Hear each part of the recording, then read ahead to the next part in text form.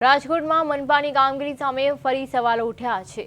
રેલનગર અંડરબ્રિજમાં ફરી તળમાંથી પાણી ફૂટતા તંત્રની કામગીરી સામે આંગળી ચીંધાઈ। કરોડોના ખર્ચે બનેલા અંડરબ્રિજમાં અગાઉ પણ પાણીની સમસ્યા સર્જાઈ હતી અને તેને રોકવા માટે 45 દિવસ બ્રિજ બંધ રાખી 50 લાખથી વધુના ખર્ચ કરવામાં આવ્યો હતો। છતાં ફરી પાણી નીકળતા મનપાના દાવાઓ સામે સવાલો ઊભા થયા। પાણીના કારણે રસ્તો લીસો બનતા વાહન ચાલકો માટે અકસ્માતનું જોખમ પણ વધ્યું। વારંવાર રિપેરિંગના નામે સરકારી નાણાં ખર્ચવા છતાં સમસ્યા યથાવત રહેતા મનપા અને કોન્ટ્રાક્ટરની કામગીરી સામે ગંભીર સવાલો ઊભા થયા છે। હવે જોવાનું એ રહેશે કે લોકોના રોષ વચ્ચે મેયર આ મામલે નક્કર કાર્યવાહી કરશે કે નહીં।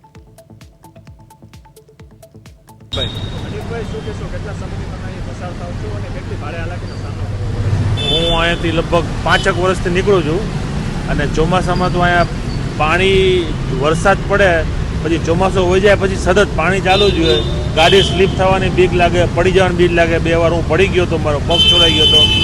આપણે એમ ખબર પડે કે આ સ્લીપી રસ્તો છે, કોઈ જાતની સેફટી સિક્યુરિટી આમાં કાંઈ છે નહીં, નથી ક્યાંય બોર્ડ મારેલા। આ મિરર આપ્યો છે, મિરરમાં કાંઈ દેખાતું જ નથી।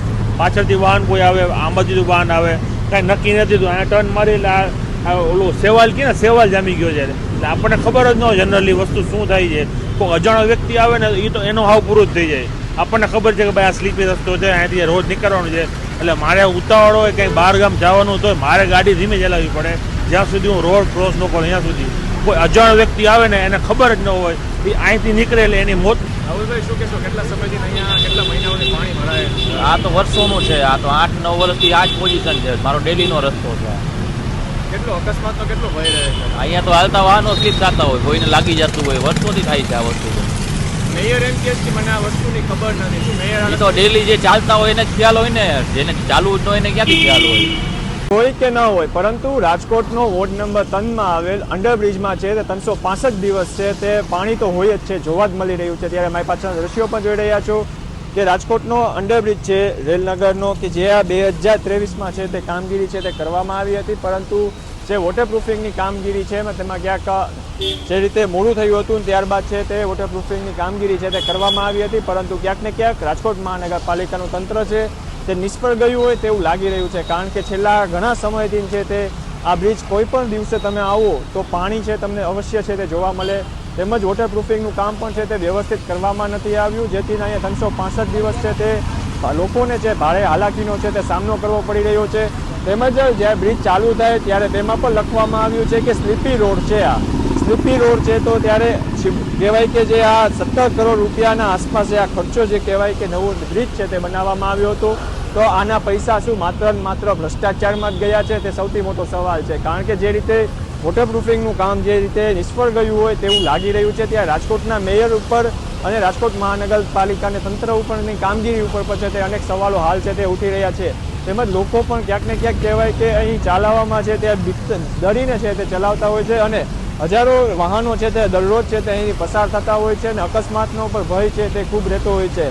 તેમજ સ્થાનિક લોકોનું પણ એવું કહેવું છે કે અહીં દરરોજના 20થી 30 જેટલા અકસ્માતો છે તે સર્જાય છે। ત્યાં રાજકોટ મહાનગરપાલિકાનું તંત્ર છે તે કેવી કામગીરી કરે છે તેના ઉપર સૌનો પ્રશ્ન છે। ત્યારે હાલ તમે દ્રશ્યો પણ જોઈ રહ્યા છો કે પાણી છે તે બ્રિજમાં જે પાણી છે ત્યાંથી બ્રિજમાંથી પાણી છે તે નીચે આવી રહ્યું છે અને બ્રિજનું પાણી તમામ પાણી જે નિકાલ થવાને બદલે જે રસ્તાઓ ઉપર છે તે પાણી આવતું હોય છે। ત્યારે આ લોકોને પણ ક્યાંક ને ક્યાંક છે તે ભારે જે કહેવાય કે ભારે હાલાકીનો છે તે સામનો કરવો પડે છે અને લોકોમાં પણ કહેવું છે કે સરકાર દ્વારા જે રીતે રાજકોટ મહાનગરપાલિકાનું તંત્ર છે તે માત્ર ને માત્ર છે તે ભ્રષ્ટાચારમાં જ બિઝી હોય તેવું લાગી રહ્યું છે। લોકો પણ ક્યાંક ને ક્યાંક રોષ છે તે જોવા મળી રહ્યો છે અને લોકોમાં પણ ક્યાંક ભારે હાલાકીનો છે તે સામનો કરવો પડે છે।